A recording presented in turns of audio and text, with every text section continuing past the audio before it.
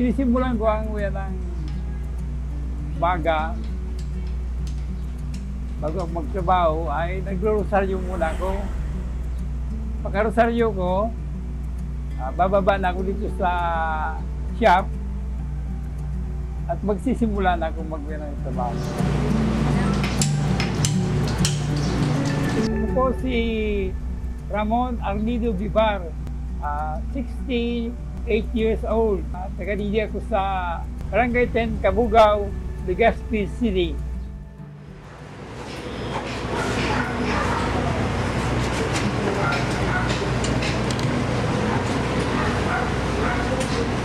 Ano po yan, Marquez? Saan dyan? Bale, ito po na ginagawa nyo ngayon is magiging ganito.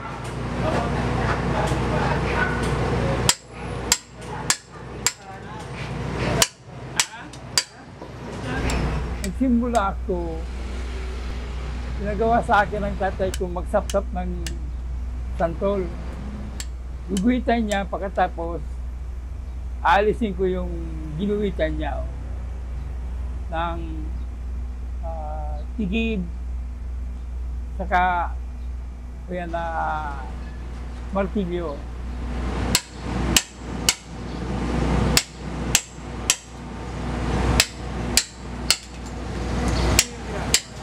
Pakilang project niyo na po ito na nagawa ngayong buwan? Pang-anim. Pang-anim na ngayong buwan. After yan na mga high school yun ako noon. High school mga sa edad ko mga 16 yun, 16. Tapos pag edad ko ng pag-uyan ng 33, saka ako nagsarili. Gumawa na ako ng mga imahen na ako mismo ang nag-ukit. Ang unang nagawa ko yung yan na image ng San Intiero sa Concepcion Naga, sa manggagamot na ang pangalan niya po si Gloria Chaglo. Tinatawag na Chaglo doon sa Concepcion Grande.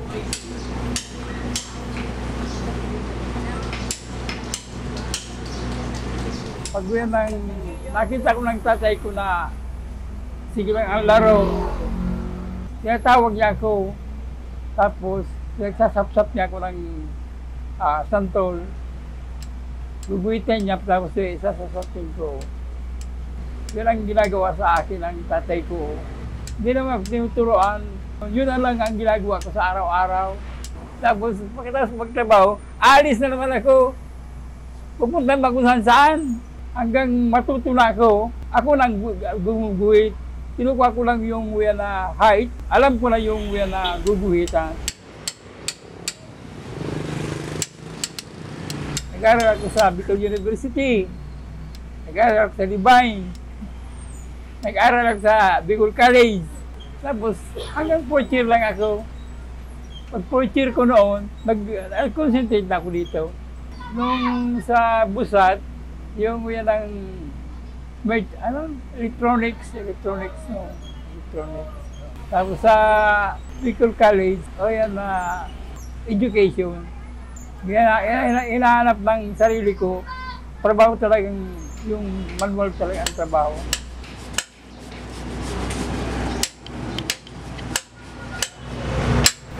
Meron siyang uyan ang ikunin sa akin noon na ang mga naunang na sculpture dito sa Albay, yung tinatawag nilang sigurang na Meneses, yun ang alam ng tatay ko na mga unang sculpture dito. Lahat ito, mag-uyan ng Legazpi, Daraga, Tabaco, lahat sa lahat.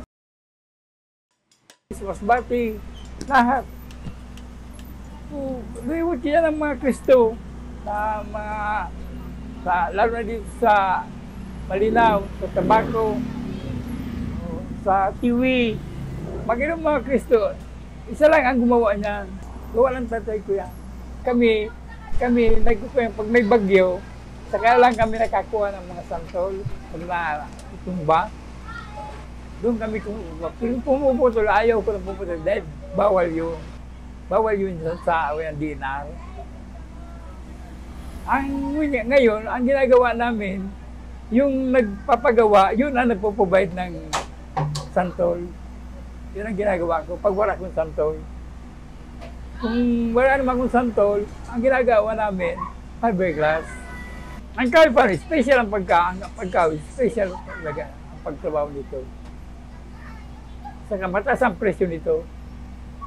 Iba yung yun ng simento, madali lang. Ano po yung ginagawa niyo? Gawa ko sa simento para sa simbahan sa susunod. Bale, ito po yung ginagaya. Sa mga alam niyo po, sino po ang magmamahal? Ano mo man si Michael? Siya ang third generation. Yan ang gumagawa ng mga muka. Ayan yun. Tingnan mo yan. Panglima na to na pinagawa. Pare-parehas yung size nila. Sorsogon din po ba?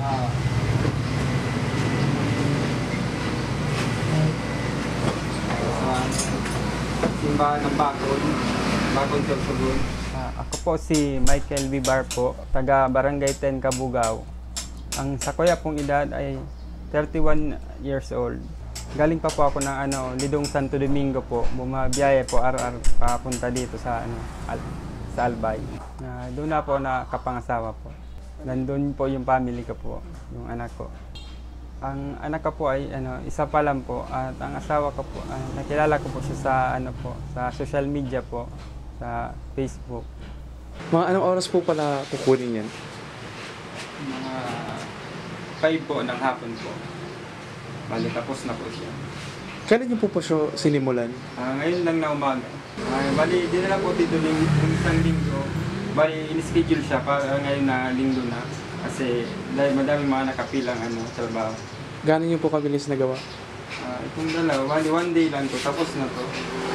Dahil sa yung mga bagong pinta ngayon, mabilis matuyo yung liquid tile, kaya yung automotive na pintura. Hindi na nung katulad nung dati, ang isa nito, magagawin mo itong mga 4 na araw bago siya matapos. Mga dati pang pinta, yung enamel, matagal yun matuyo.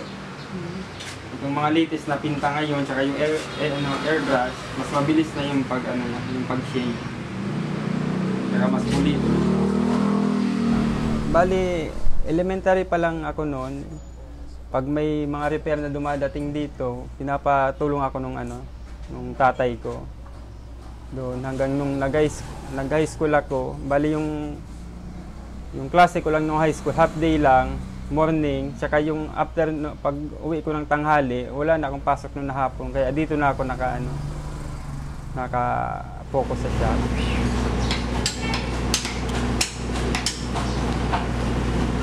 Nung bata pa ako, iba ko doon sa mga bata na typical na nakakapaglaro sa labas. Kasi ako talaga, palagi akong tinatawag ng tatay ko na dito sa shop sa pinta. Kaya halos yung oras ko talaga dito na uubos talaga sa kung walang gawain, nagbabantay ako dito.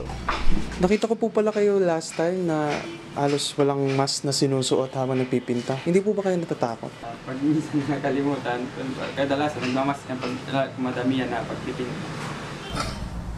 Para po sa akin na lalo ngayon na madaming lumalabas na mga panibagong mga artist, sa pong challenge po sa akin na i-develop pa po yung skill ko. Mas mapaganda at saka mas pulido po. Madami din po kasi na lumalabas ngayon na magagaling sa sculptor po. At saka gusto ko din ma-represent yung Bicol sa pag-ukit po.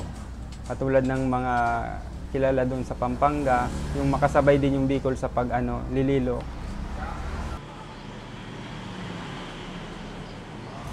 Yung mga basic lang, yung katulad ng pagpipinta, pagliliha. Doon at nung makagraduate na ako ng high school, doon ako nagsimula ng sa semento, yung pa-plaster, doon na sa pagmumold ng mga muka, hanggang sa natuto na ako ng yung pag-ukit na. Ayaw niyo po bang magpagawa din ng shop sa Santo Domingo?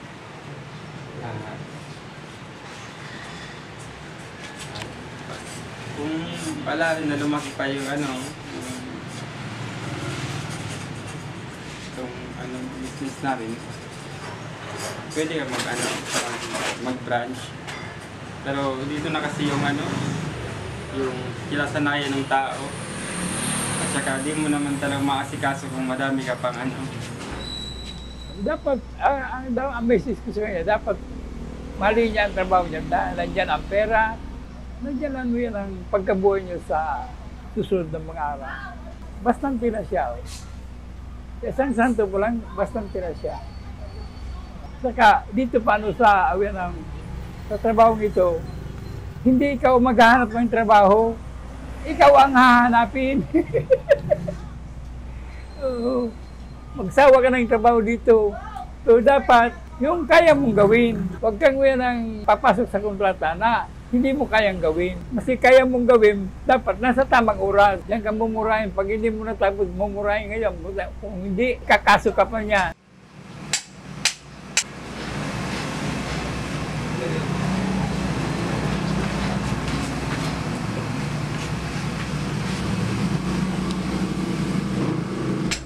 Yung income po namin dito, halos nagsasapat po sa pangangailangan po namin. Kasi madami po kaming customer. Kasi madali lang kami kausap. Flexible kami pagdating sa presyo. Pagdepende sa kung di naman kaya ng customer, binababa namin. Pero kung kaya naman, kami tama talagang presyo. Importante po to sa akin. Ito na po yung parang buhay ko po sa araw-araw po. Talagang kahit nung bata pa talaga po ako, parang yun na yung calling talaga sa akin, yung pag-ukit. Kasi katulad na may dumadating na customer na ikaw lang yung talagang makakagawa yung gusto talaga nila. Talagang sasadyain ka talaga nila. Kahit katulad nung isang araw yung Fatima pinintahan ko, rush yun, kahit may naka-schedule, dahil ikaw talaga yung gusto nilang gumawa nung pagpipinta, isisingit mo siya. So, kung kailangan mong overtime mo talaga siya. Yung minsan na may customer na may hindi siya nagustuhan dun sa gawa, dun talaga challenge ko talaga yung sarili ko na sa susunod na may mga gagawin kami, talagang mamimit namin yung ng customer. Balyatan, style mabalyatan. Mga taga San sila po?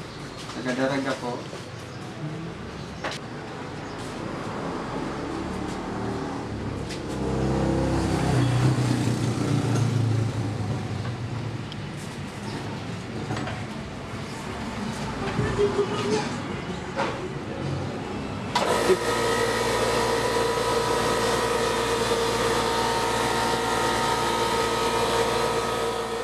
Year 2000, namatay yung tatay ko.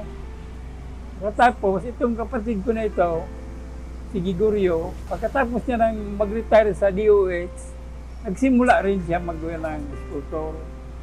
Pero sa pinakauna, ako talaga ang katulong ng aking tatay. Basta bago yun namatay, ako ang katulong niya dito bago siya namatay, ako ang nagawa ng mga santuna. So yung hindi niya nagawa, ako na gumawa. Tapos, ang ibinigay niya sa akin, relo. Bago ako nagtanong, bakit sa akin mo yan na binigay relo? Hindi pera. Kasi pala, yung yan ang panahon na ginugol ko sa paglalakwat sa, sayang yun. Saka, yung yan ang panahon binigay sa akin, yung yan ang relo, oras na pala yung mamamatay siya. Binigay sa relo na ibig sabihin niya na malagaan mo yan na oras.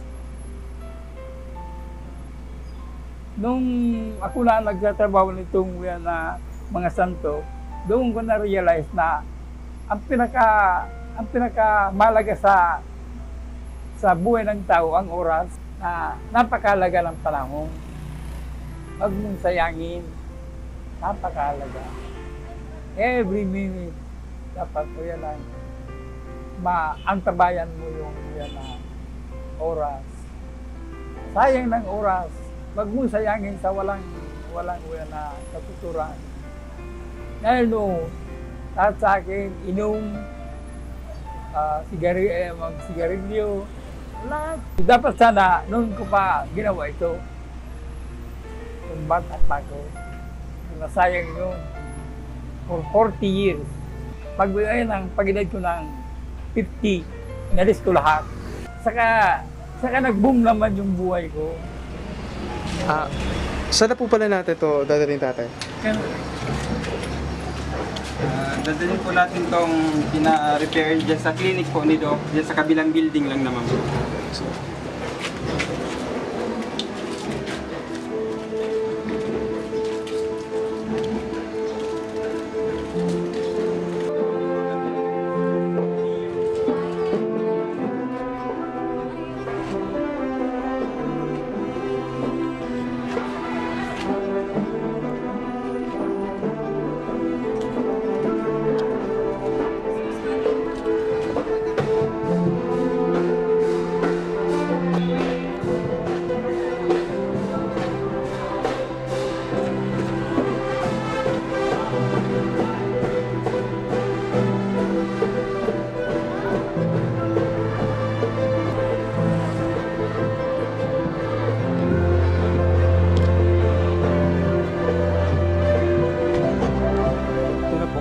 Legacy ng importante po ito sa pamilya namin kasi ito na yung legacy ng family namin, ang pag-uukit po.